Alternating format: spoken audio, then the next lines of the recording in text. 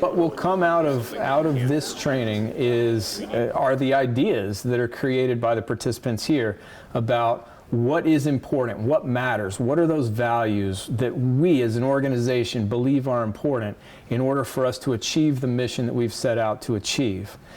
And what are the tangible, observable behaviors that let me know that those values are being lived out by the individuals within that organization.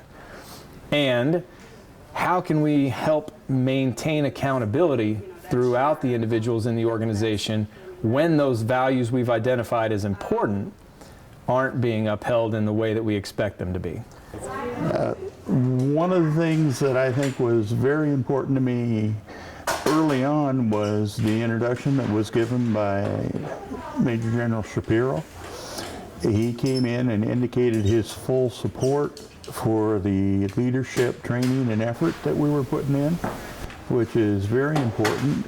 We came away with an understanding of how the vision and goals within our teams and our directorates perhaps should be shaped to meet the current level of efforts, lines of efforts that we're working with, and interact with the goals that Major General Shapiro will have.